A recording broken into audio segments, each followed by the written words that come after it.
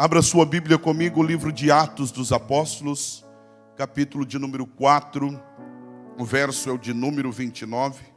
Atos dos Apóstolos, capítulo de número 4, o verso de número 29, o verso de número 30, o verso de número 31 são os versículos que vamos estar lendo aqui para fazer uso e exposição da palavra do eterno Deus. Atos dos Apóstolos, capítulo de número 4, o verso de número 29, 30 e o verso de número 31. Quem achou, diga eu vou para o céu. Quem não achou, diga eu também vou. Vai todo mundo para o céu, irmãos. Está registrado assim em Atos dos Apóstolos, capítulo de número 4, verso de número 29.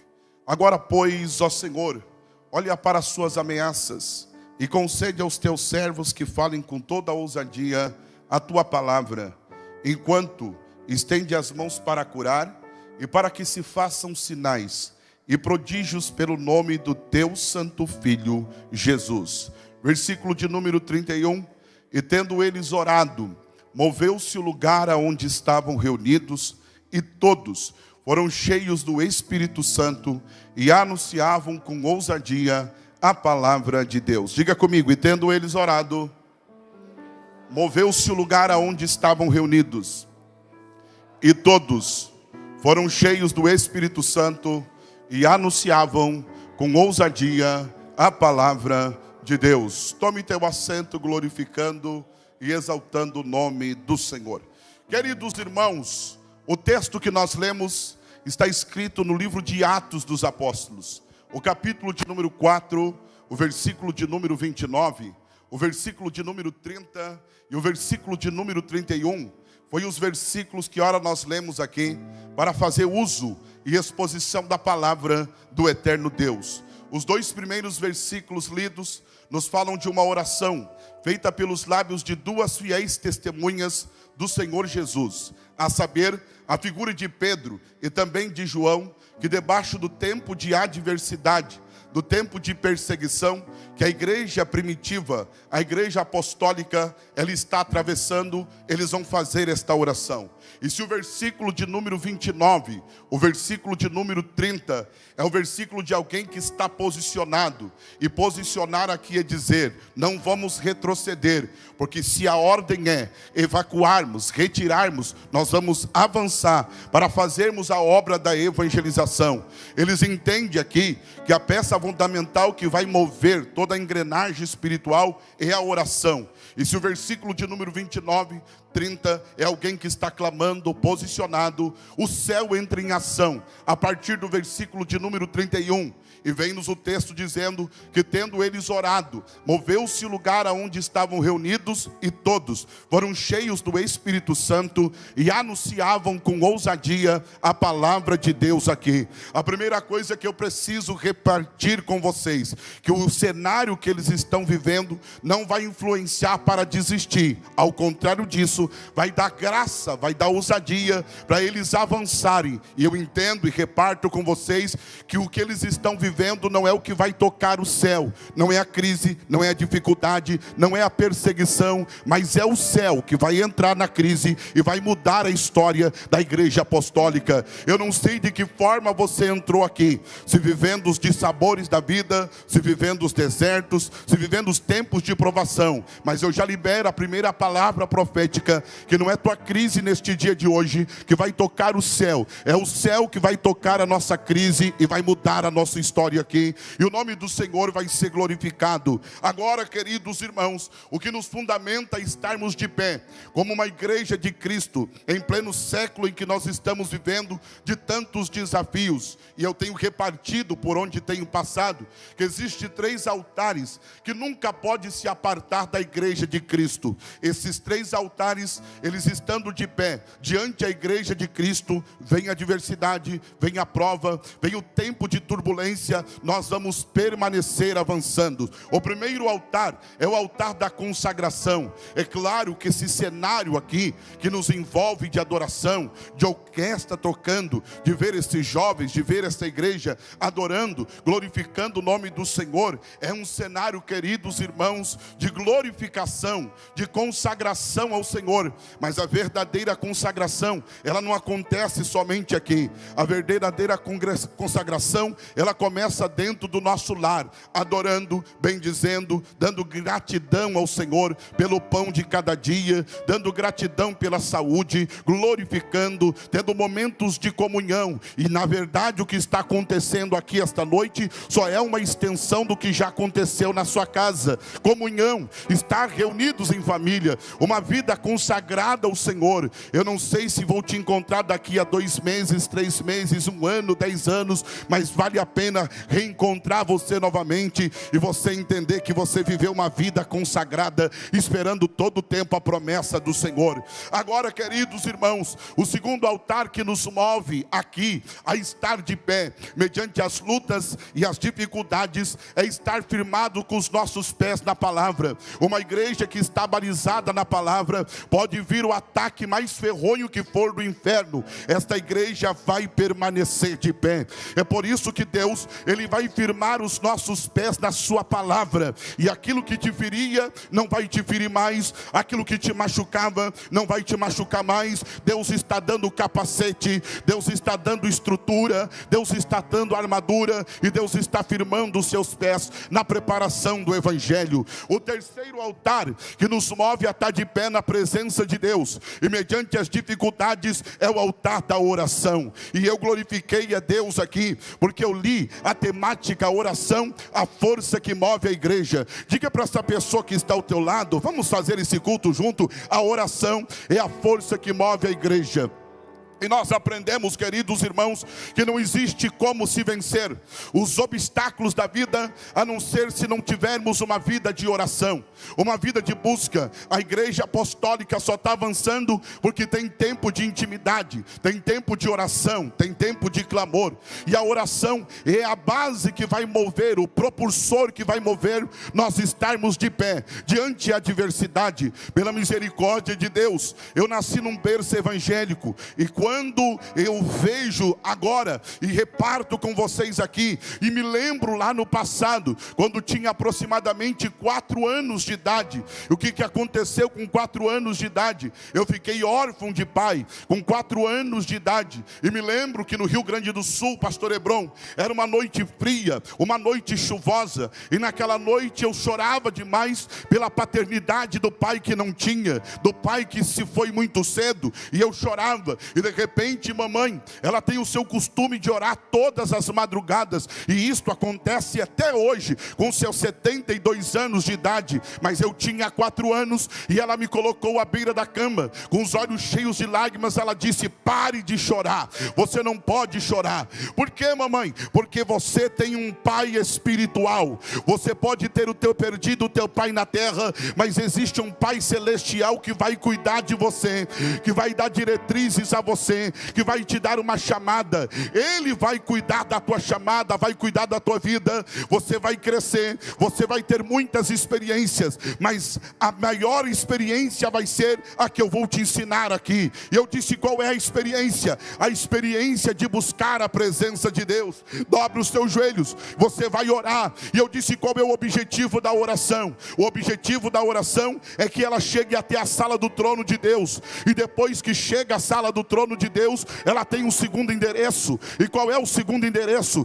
Chegar até os ouvidos do Deus Todo-Poderoso. Quando esta oração ela chega aos ouvidos de Deus, Ele traz resposta, Ele traz milagre, Ele traz sobrenatural. Eu abro um parênteses aqui. Até hoje eu não vi uma igreja que clamou na terra e Deus não respondeu no céu. Vou repetir para quem não entendeu. Até hoje eu não vi uma igreja que clamou na terra e Deus não respondeu no céu. Eu aprendi isso muito cedo, com a idade dos seus 4 anos. E depois eu fui compreender então o que Jeremias ele falou no capítulo de número 33. Clama a mim e responder-te-ei. 3 coisas grandes e firmes que não sabe. Ele está dizendo que o segredo da nossa vitória agora é a oração, clamar. Clamar do original do hebraico significa gritar em alta voz, não se deter na presença de Deus.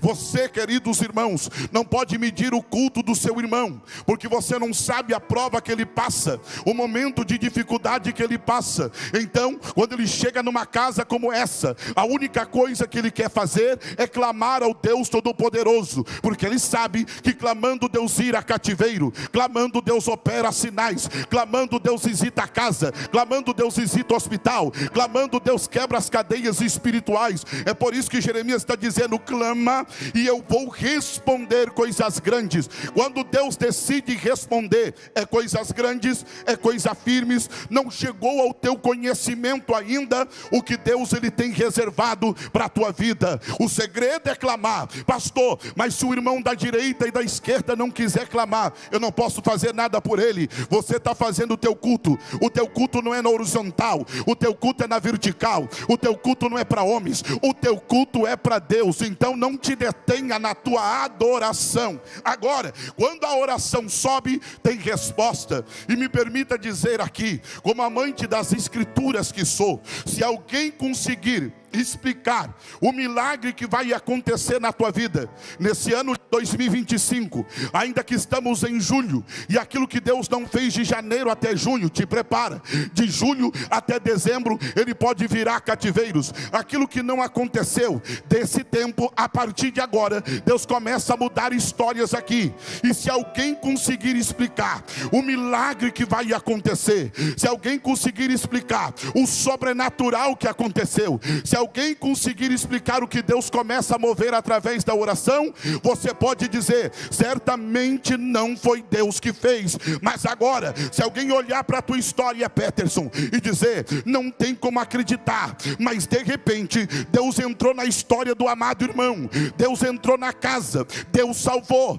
Deus libertou, Deus curou, aquilo que parecia impossível se tornou possível.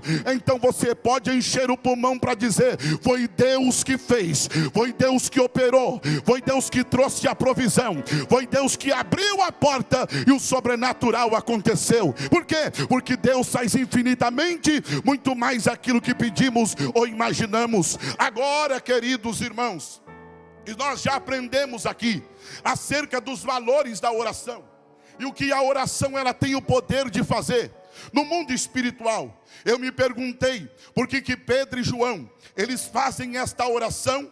No versículo de número 29, no versículo de número 30, a resposta está exposta no capítulo de número 4, pois a Bíblia diz que os oficiais do Sinédrio, os fariseus, os saduceus, eles se levantam, um grupo de aproximadamente 71 a 72 homens. O objetivo deles é parar a igreja apostólica, o objetivo deles é parar a igreja de Cristo, porque eles estão professando, a igreja está crescendo. Numa primeira mensagem 3.000 almas se converte, numa segunda mensagem ousada 5.000 almas se converte. Um coxo começou a andar e a igreja começa a passar um crescimento, e é extraordinário em Jerusalém. Mas todas as vezes que alguém se posiciona no mundo espiritual, levantará-se o inferno para tentar barrar as ações da igreja de Cristo. Mas eu tenho um recado do céu para a igreja de Sara: o inferno não vai conseguir parar esta igreja, o inferno não vai conseguir parar a igreja primitiva, Domiciano não vai conseguir parar esta igreja, Nero não vai conseguir parar esta igreja.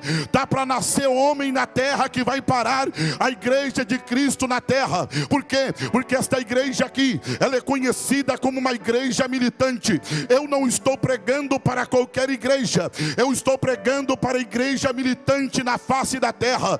E quando eu falo de igreja militante, não é alguém que está militando por um partido, porque nós não militamos por partidos de homens da terra. A nossa bandeira é Cristo, o nosso alvo é Cristo. Nós estamos aqui militando pela causa do evangelho, e como igreja militante nós não podemos parar. Por quê? Porque temos um alvo. Já já seremos uma igreja triunfante. Deixamos de ser uma igreja militante e nos tornaremos uma igreja triunfante, porque entraremos das mansões celestiais para glorificar e exaltar o nome do Senhor. Só quem anseia por isso, levante a sua mão e já vai adorando a Deus aí, queridos irmãos. Agora, queridos, eu me perguntei então, o que vai fazer esta igreja? Não parar, não desistir, porque a afronta está ferronha, as perturbações do mundo espiritual estão ferronha, querem parar esta igreja. E eu entendi que esta igreja não para, esta igreja avança, porque esta igreja tem uma promessa. Vou repetir,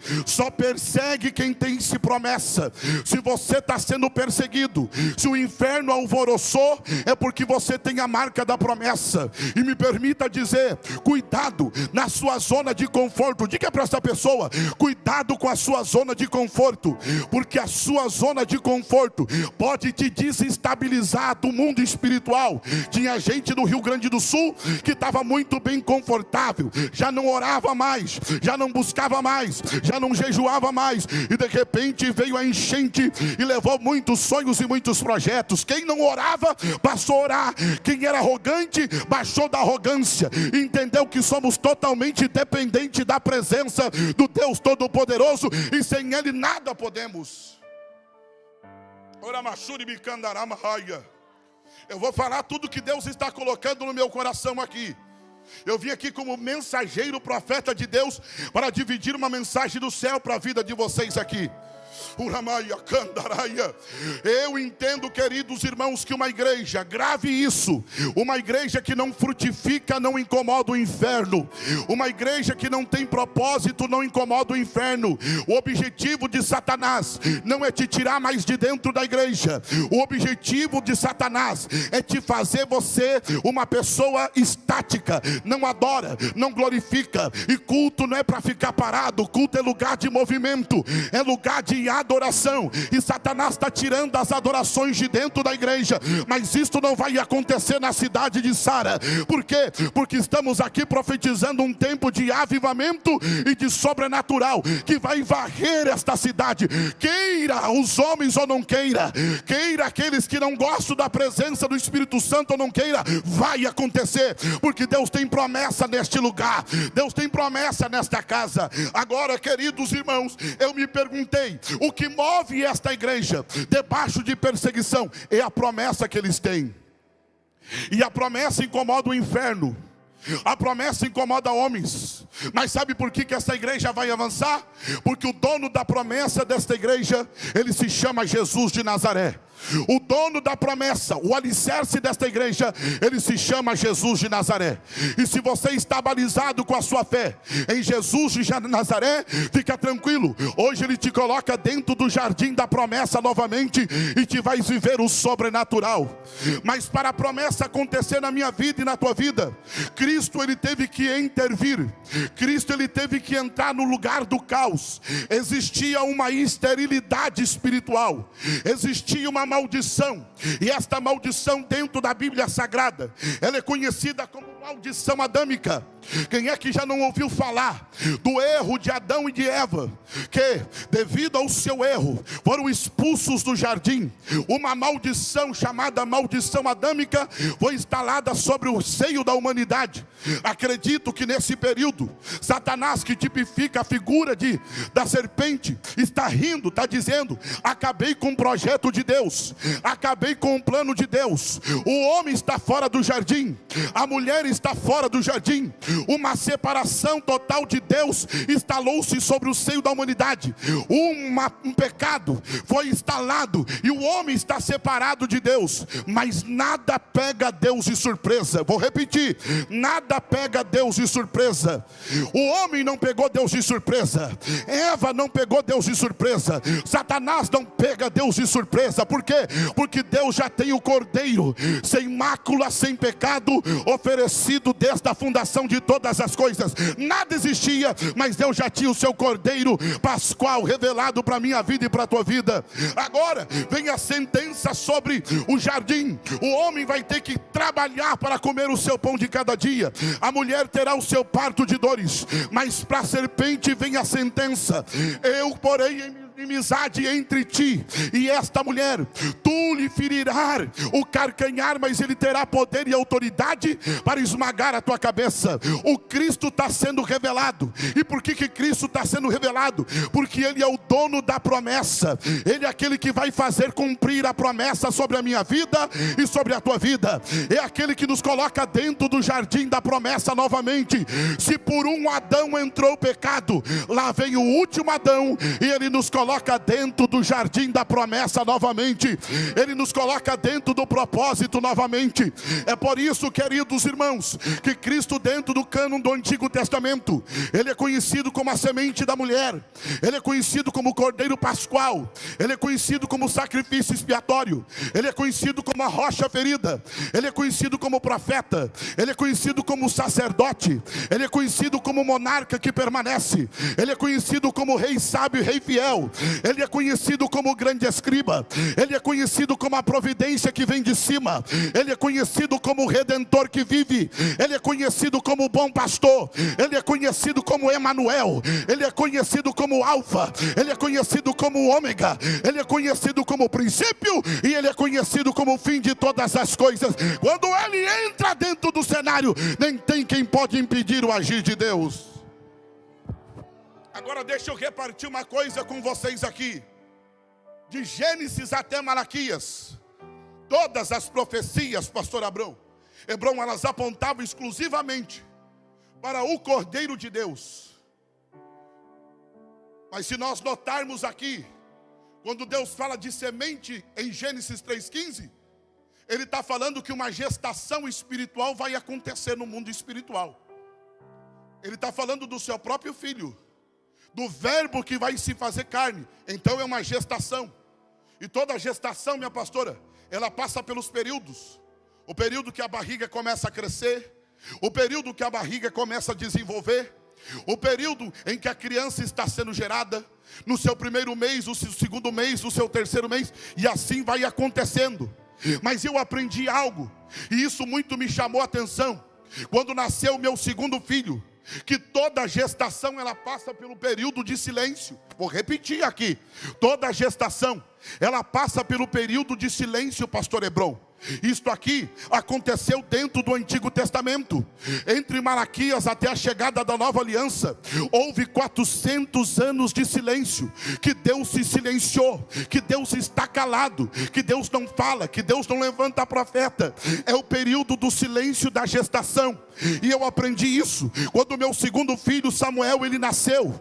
Fomos para o hospital, a bolsa rompeu e de repente nós entramos na sala de pré-parto. E eu disse: doutor, eu quero assistir o parto do Samuel. E ele disse: direito adquirido por lei. E então ele disse: vamos para a sala de pré-parto. Colocou um creme e eu comecei a fazer a massagem na barriga de Andréia, a minha esposa. E as dilatações começaram a acontecer. E ela dizia, sentia as dores e apertava o meu braço. Eu disse: calma, o negócio foi estreitando. Mas de repente a equipe médica entra dentro daquela sala de quarto em que nós estávamos. E de repente a médica coloca o esteto na parte de cima para ouvir a batida do coração da criança.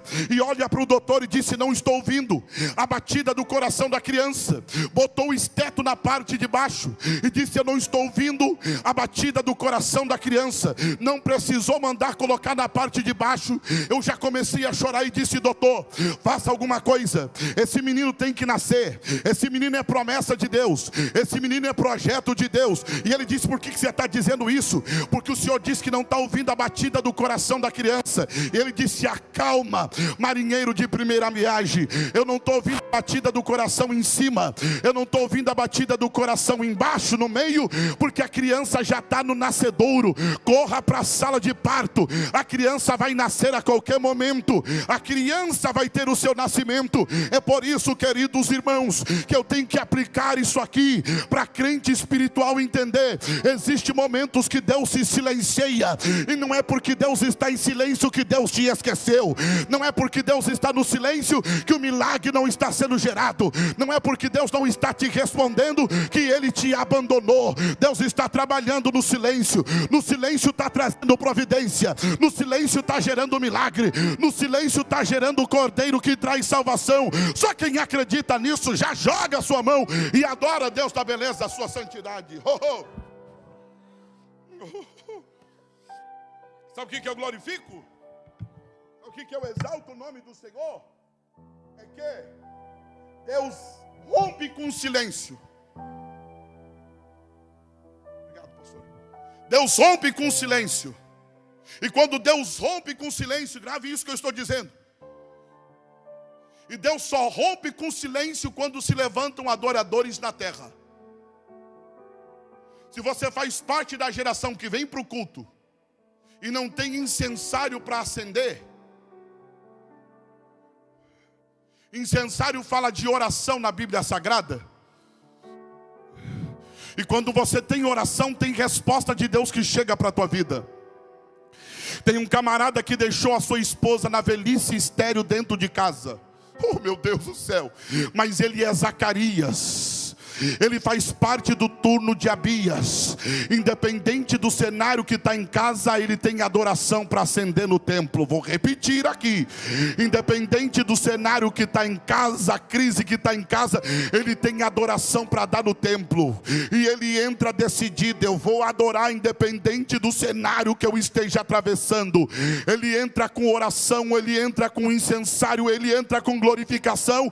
E o anjo mensageiro já está esperando ele, dizendo: entra, porque eu tenho notícia do céu. A tua esposa ainda na velhice vai gerar, e ele se chamará João Batista. O que o Senhor está querendo dizer com isso? Que enquanto você está adorando aqui, Deus está gerando algo na tua casa. Enquanto você está adorando aqui, Deus está vendo o sobrenatural. É no útero da esterilidade que Deus está gerando grandes respostas para alguém aqui. O mesmo anjo, pastor Hebron, que visita a casa de Isabel, 6 meses depois ele visita a casa de Maria. Diga comigo, casa de Maria. 6 meses depois, casa de Maria é visitada. E o anjo disse: agraciada entre as mulheres, você foi escolhida. Por quê? Porque do teu ventre será gerado o Salvador da humanidade. Maria foi agraciada por Deus, e ela vai gerar o Salvador da humanidade. Lucas, ele começa a registrar. Ele é enfático em trazer as anotações, porque ele está trazendo as anotações a Teófilo acerca de tudo aquilo que aconteceu no ministério do Cristo. Então ele começa a ser detalhista. E o nascimento de Cristo é um nascimento totalmente espiritual. É por isso que José e Maria, eles estão indo à cidade de Davi para fazer o recenseamento. Que cidade é essa, pregador? Cidade de Belém. Esta cidade, um dia, Peterson, os moradores fugiram dela porque houve crise, e fora da crise estão fugindo, mas só encontraram morte longe de Belém. Mas agora vai nascer em Belém aquele que é considerado o pão vivo que desceu do céu. Eu vou repetir aqui para quem não entendeu. Vai nascer nessa cidade o pão vivo que desceu do céu. Não, ele não é somente o pão vivo que desceu do céu. Ele é o Filho de Deus. Ele é o Filho do homem. Ele é a água da vida. Ele é o pão da vida. Ele é o bom pastor. Ele é o médico dos médicos. É esse que vai nascer em Belém, Judeia. É ele que vai nascer na cidade de Davi. Mas agora, queridos irmãos, eu preciso dar os detalhes desse nascimento. José, ele procurou uma hotelaria. Ele procurou um hotel de luxo para que a criança viesse nascer em conforto. Mas o salmista, no Salmo de número 22, ele falou sobre uma manjedoura. Ele falou sobre as vacas de Bazã. Então o menino logo não nasceria no hotel de luxo. O menino logo não nasceria numa pousada. O lugar dele era nascer numa humilde estrebaria. Está errado? É claro que na ótica do homem estava errado, porque criança tem que nascer no quarto de luxo, num hotel ou num hospital, mas está nascendo numa humilde estrebaria. Mas na ótica dos homens, porque na ótica do céu, ele está nascendo no lugar certo, na hora certa, no momento certo, porque ele é o Cordeiro de Deus que tira o pecado do mundo. Ele é o Cordeiro de Deus que foi ofertado pela minha e pela tua vida. Oh, aleluia! Mas eu preciso dar detalhes disso aqui, porque os pastores receberam mensagem, pastores, que eles encontrariam o menino numa manjedoura e encontrariam o menino envolto em lençóis. Os pastores estão chegando, o parto já tinha acontecido, e quando eles chegaram, eles encontraram o menino aonde? Encontraram o menino numa manjedoura de madeira. envolta por lençóis. Diga comigo, a manjedoura. Não, venha comigo, a manjedoura. Ela era de madeira. E o menino foi encontrado envolto a lençóis. Pastor, o que simboliza? Qual é a simbologia dessa manjedoura de madeira? Essa manjedoura de madeira, ela aponta para um lugar exclusivo. Ela tem uma simbologia e ela aponta para um lugar exclusivo. Para onde? Ela aponta para a cruz do meio, para o Cristo que foi crucificado pelos meus pecados e pelos teus pecados. Irmãos, isso aqui é tão poderoso, que esta cruz do meio vai fazer aquilo que a cruz da esquerda, aquilo que a cruz da direita não pode fazer. Porque na cruz do meio está o Cristo que está sendo ofertado, o Cristo que está sendo moído pelas minhas e pelas tuas transgressões. Agora, deixa eu montar esse cenário com você aqui. Cristo crucificado na cruz do meio, um ladrão à direita, outro ladrão à esquerda. Agora, queridos irmãos, tem soldados romanos embaixo, existe Marias, existe os discípulos, tem gente que está chorando, tem gente que está zombando, tem gente que está dizendo, é o Cristo, e não pode salvar a si mesmo. Outro está dizendo, tem misericórdia de mim, lembra-te de mim quando entrares no teu paraíso. Mas eu preciso conjecturar, porque existe duas forças espirituais que estão aqui neste cenário da crucificação. O inferno, ele está nas regiões celestiais, atuando constantemente. E se você já ouviu que Satanás estava em festa, fazendo festa pelo Cristo crucificado, é mentira. Satanás nunca teve em festa. Na grande verdade, ele está em desespero. Ele está dizendo, nós temos que descer esse homem da cruz aí. Por quê? Porque existe uma profecia messiânica, que uma cruz será cravada no crânio cabeludo, e esse crânio se romperá. Está falando de nós. A partir do momento que ele der o brado na cruz e dizer está consumado, a humanidade está sendo comprada, a humanidade está sendo lavada, a humanidade está sendo remida. Nós perdemos a humanidade. Eles deixam de ser mercadoria barata e passam a se chamar noiva do Cordeiro, lavada e remida no sangue dele. Então nós temos que impedir, conjecturo, que a morte entra em cenário e o inferno fala para a morte, faça alguma coisa, morte. E a morte, como é aquela que produz a morte, que produz o terror quando chega, ela chega toda estonteante, toda alegre, e disse, quem é que vocês querem que eu mate primeiro? Aquele que está na cruz da esquerda ou aquele que está na cruz da direita? É facilzinho de matar. Mas de repente o inferno, numa conversa com a morte, disse não, o nosso alvo é quem está na cruz do meio. Quando a morte olha para quem está na cruz do meio, ela é obrigada a dizer, com esse aí eu sou voto vencido. Esse aí ninguém tira a vida dele se ele não der. Se ele não der, ninguém tira a vida dele. Eu vou dizer mais acerca desse que está na cruz do meio. Ele já me venceu pelo menos 3 vezes. Qual é que foi a primeira vez, morte? Eu vou dizer, um certo dia, um camarada chamado Jairo, oficial da sinagoga, a enfermidade não ficou do lado de fora da casa dele, a morte não ficou do lado de fora da casa dele, mas ele foi para o culto de Jesus. Quando muitos estavam vindo por cima, quando muitos estavam na sua arrogância e não baixavam o seu nariz, ele veio por baixo e adorou e se prostrou aos pés de Jesus e disse, mestre, vai na minha casa. E não é que o mestre foi na casa dele. Quando o mestre entrou dentro da casa dele, aquilo que a morte não obedeceu, a voz do homem, a voz da mulher, Talita cumi, levanta, aquilo que a voz não obedeceu à morte, a voz do médico, ela obedeceu a voz dele, porque ele chegou e disse, Talita cumi, levanta, eu te ordeno. E a menina levantou e ficou fortemente a caminhar dentro da casa. A morte disse, ele me venceu uma segunda vez. Quando é que foi? Quando o filho de uma viúva estava saindo da cidade para enterrar o seu filho, era o único filho da viúva, mas de repente ele chegou, e onde ele está tem uma multidão alegre. Ele tocou no esquife, o menino levantou e começou a falar fortemente.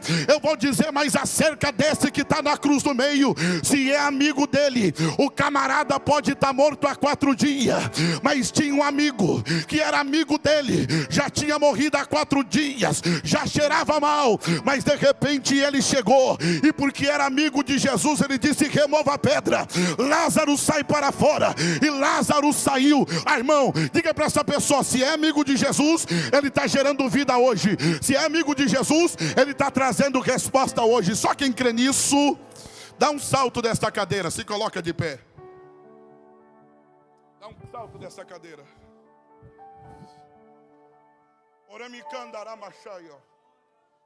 Você viu que eu preguei a todo tempo, faltando 10 minutos para as 9.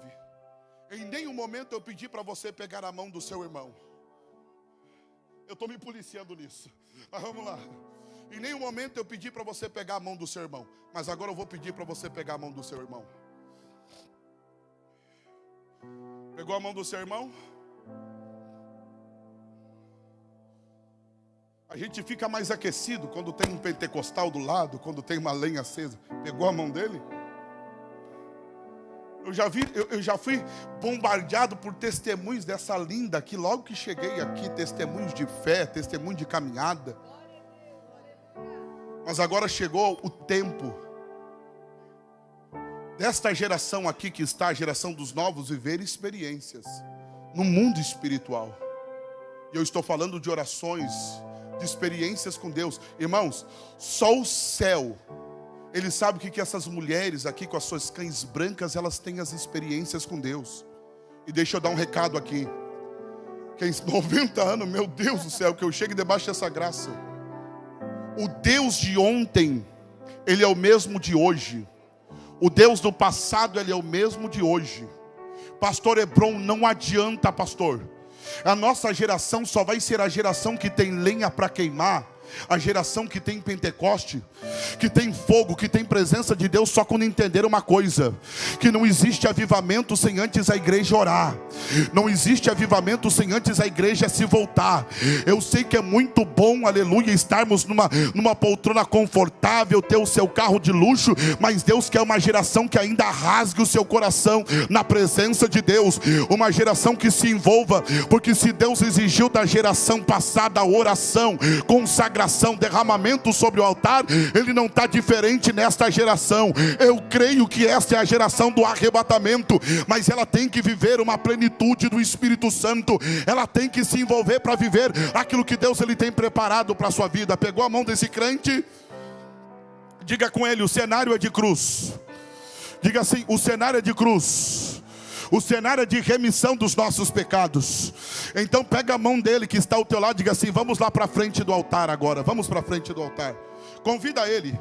Eu não sei qual é o grupo que vai vir para frente, se é o grupo da direita, da esquerda, do meio, mas alguém vai vir para frente. Venha. Venha, porque eu vou terminar aqui agora com vocês, na frente do altar.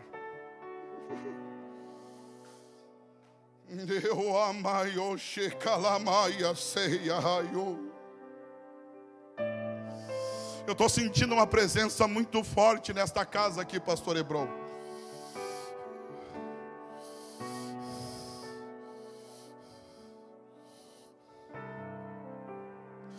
Estou sentindo uma graça de Deus aqui.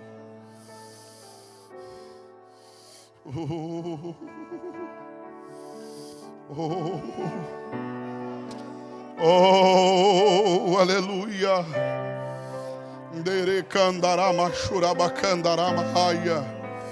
Aleluia. Vem para cá, bonitão. Me ajuda aqui, por gentileza. Ô, bonitão, ajuda aqui, dá um toque nele. Vem aqui, por gentileza. Me ajuda. Olhe para mim aqui. Ô, morte! O alvo é quem está na cruz do meio. O alvo que tem na... Segura para mim aqui, segura. O alvo é quem está na cruz do meio. Quando a morte olha, disse: esse aí ninguém tira a vida se ele não dá. Mas de repente na cruz do Calvário, aquele que está sendo moído pelas minhas e pelas tuas transgressões. Você sabia que existia uma cédula de acusação contra a minha vida e contra a tua vida? Martinho Lutero, no ápice da sua oração, Satanás se apresenta para ele, pastor Hebron, e disse: você tem coragem de orar? Você tem coragem de buscar a presença desse Deus? Olha, aqui são os teus delitos, são as tuas acusações.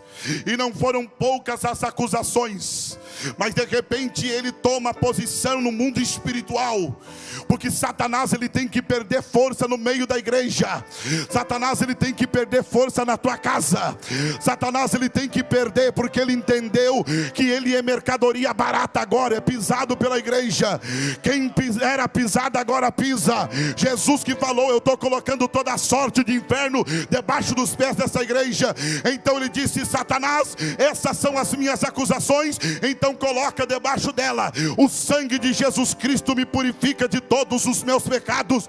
É por isso que no alto da cruz Jesus disse: tetelestai, está consumado. Toda a dívida ela está sendo rasgada, toda a cédula de acusação, todas as acusações de Satanás estão sendo rasgadas na cruz do Calvário. É por isso que ele deu um brado na cruz, é por isso que ninguém tira a vida dele, e ele se entregou por mim e por você. Agora pega a mão desta pessoa que está ao seu lado, pega a mão desta pessoa que está aí na galeria, pega a mão desta pessoa que está na nave da igreja, porque isto aconteceu no dia de sexta-feira, pastor Hebron.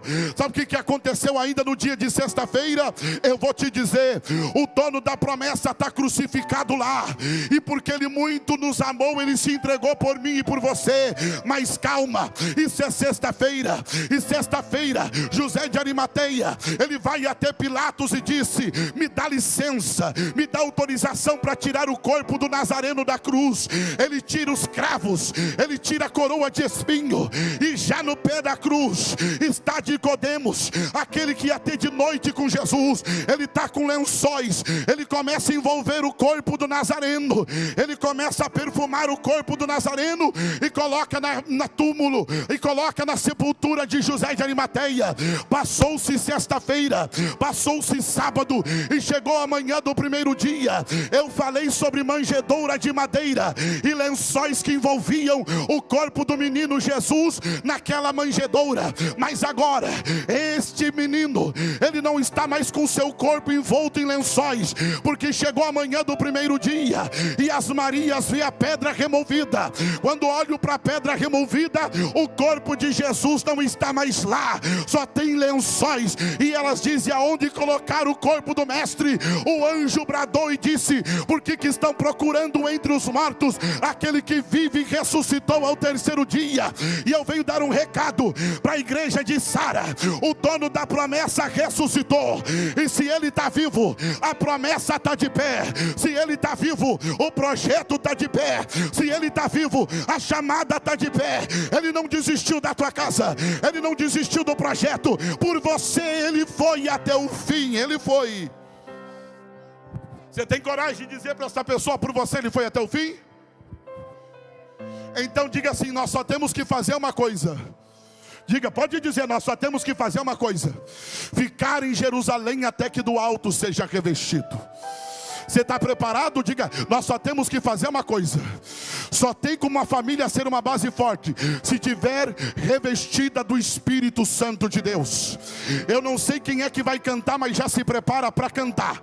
Quando eu contar até 3, nós vamos louvar. Estamos em Jerusalém. Esse lugar se tornou a Jerusalém de Deus para a tua vida. Agora Jesus, antes de ascender ao céu, ele vai dizer um dos versículos mais conhecidos acerca de promessa, Atos 1:8: e recebereis virtudes do meu Espírito Santo, em que há de vir sobre vós, para que me sejam testemunha, tanto em Jerusalém como Judeia, Samaria e até os confins da terra. Ele não é homem para que minta, nem filho do homem para que se arrependa. 10 dias se passaram, mas em Atos primeiro era um grupo de 500, 380 desistiram, só 120 ficaram na casa. E sabe por que ficaram na casa? Porque eram filhos, e filhos sabe quando Pai promete, porque o Pai não é homem para que minta, nem filho do homem para que se arrependa. Eu estou pregando para gente que está aguardando promessa. Eu estou pregando para gente que está aguardando salvação. Eu estou pregando para gente que está aguardando milagre. Eu estou pregando para gente que está aguardando virada de cativeiro. Eu estou aguardando gente que está aguardando salvação de filho. Alguém que está aguardando salvação de marido. E eu vim aqui para te dizer: fica em Jerusalém, fica na promessa, não desiste do sonho, não desiste do projeto. Por quê, pastor? Porque é de repente que o Espírito Santo entra na casa, é de repente que o vento impetuoso começa a soprar, é de repente que a casa fica cheia da promessa de Deus, é de repente que pousa as línguas repartidas como de fogo.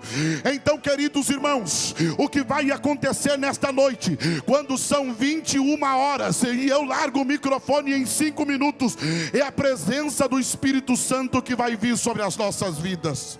Levante a mão dessa pessoa que está ao seu lado. Levante, levante, levante, levante. E eu vou dizer agora que você seja profeta na vida dessa pessoa. Diga: eu não aceito você sair daqui hoje. Pode dizer: eu não aceito você sair daqui hoje com teu vaso vazio. Eu não aceito você sair daqui hoje pela metade. Tem crise chegando, diga: tem crise chegando. Tem momentos difíceis que se aproximam contra a igreja de Cristo. E a igreja só vai avançar se estiver revestida de poder e de autoridade. E o que rege a minha vida e a tua vida não são as circunstâncias. O que rege a minha vida e a tua vida não são as crises. O que rege a minha vida e a tua vida é o trono do céu. É uma igreja cheia da presença do Espírito Santo. Pastor, e como é que eu sei que uma igreja é cheia da presença do Espírito Santo? Você já vai notar neste ambiente aqui, porque a glória de Deus vai tomar esta casa. Deus vai tomar profetisas, Deus vai tomar profetas, Deus vai tomar pastores, Deus vai tomar lideranças, Deus vai tomar jovens, Deus vai tomar orquestra, Deus vai tomar essa galeria. Por quê? Porque há uma diferença de uma igreja sem a presença e de uma igreja cheia da presença do Espírito Santo. Uma igreja sem a presença do Espírito Santo é uma igreja estática. Uma igreja cheia da presença do Espírito Santo é uma igreja em movimento. A partir de agora, você vai sair daqui como uma locomotiva na presença de Deus. O que te parava não te para mais, o que te estatizava não te estatiza mais. Uma igreja sem a presença do Espírito Santo é uma igreja medrosa. Uma igreja cheia da presença do Espírito Santo é uma igreja valente. Hoje você vai sair daqui rasgando urso e leão no meio. Chega de Satanás afrontar tua casa, chega de Satanás, aleluia, afrontar teu bairro. Uma igreja sem a presença do Espírito Santo olha para baixo e só enxerga a derrota. Uma igreja cheia da presença do Espírito Santo olha para o céu e sabe que o seu socorro vem do Senhor, que fez o céu e a terra. Pastor, o que vai acontecer com uma igreja sem a presença do Espírito Santo? Vai ficar nesta terra com o anticristo. E uma igreja cheia está contando as horas, está contando os minutos, está contando os segundos para ser arrebatada daqui esta noite. É por isso que há um grito, e esse grito é da noiva. Esse grito se ecoa nos 4 cantos desta casa. O grito é do Espírito que diz: Maranata, ora vem Senhor Jesus buscar a sua igreja. Quantos querem ser revestidos? Feche os teus olhos agora, feche. Feche os teus olhos. Feche os teus olhos. Feche os teus olhos agora. Eu não sei como é que você vai falar com Deus agora, mas comece a falar com o amado Espírito Santo. Aquele que te ouve está aqui esta noite nessa reunião. Aquele que passeia no meio dos 7 castiçais está aqui esta noite. E à medida que você começa a falar com Ele, Ele começa a se revelar para alguém aqui esta noite. À medida que você começa a chorar na presença dEle, Ele começa a te visitar. Aquilo que você não pode, Ele pode. Aquilo que você não dá jeito, Ele dá jeito. Eu estou sentindo esta mão poderosa passando aqui no meio dos obreiros. Eu estou sentindo uma unção de cura aqui esta noite. Quebra esse protocolo. Adora mesmo, glorifica mesmo, pastor. Mas alguém vai ver adorando, vai ver o glorificando, irmão. O que escandaliza é roubar, falar mal da vida da liderança. A tua adoração nunca escandalizou. Então adora a Deus, quebra esse protocolo. Independente se alguém da direita queira adorar, faça você o teu culto. Espírito Santo, tu tem liberdade agora para começar a renovar pessoas. Tu tem liberdade agora para começar, Senhor, a dar ministério. Tu tem liberdade agora para se manifestar através das línguas estranhas. montanha. Eu conto 1, a tua vida não será mais a mesma. Eu conto 2, o Espírito está vindo sobre a casa, tocando homens e mulheres. Começa a receber agora. Começa a receber não agora. Caminhamos pelo que vemos. Abraça essa pessoa que está ao seu lado. Chora e o com que ela. nos move é o que nós temos. Nação Santa. Vamos orar, vamos orar, vamos orar, vamos orar. Somos a igreja. Espírito Santo de Deus. Eu estou sentindo Deus aqui na casa. Toca com esta presença maravilhosa, família. Toca vidas, toca propósitos aqui esta noite. Nós declaramos a tua mão aqui. Nós declaramos a tua mão abraçando. Nós declaramos a tua mão restaurando, tocando. Em nome de Jesus. Santa, somos a igreja, vivemos por fé. Isso! Ore por alguém, chore com alguém, abrace a vida de alguém esta noite, profetize sobre a vida de alguém, A perseguição não parou, declare sobre a vida de alguém. O Coliseu não parou, a igreja. Os leões não pararam, a igreja do Senhor. Segura nessa batida aí, segura. Diga para esta pessoa: você ficou cheio? Diga, ficou cheio? Ficou cheio? Diga, que prepara. Pode dizer, que prepara. No ano de 2025, ele não se acabou ainda. Diga, tem promessa chegando, tem desafio chegando. Mas diga para ele, aquilo que não te matou até agora, diga assim, aquilo que não te matou, só serviu para uma coisa, para te deixar mais forte ainda, para te deixar resiliente ainda.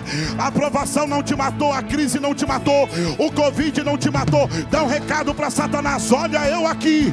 Dá um recado para o céu: eu não vou parar, eu vou avançar. E tendo eles orado, moveu-se o lugar onde estavam reunidos, e todos foram cheios do Espírito Santo. E tendo eles orado, moveu-se o lugar onde estavam reunidos, e todos foram cheios do Espírito Santo.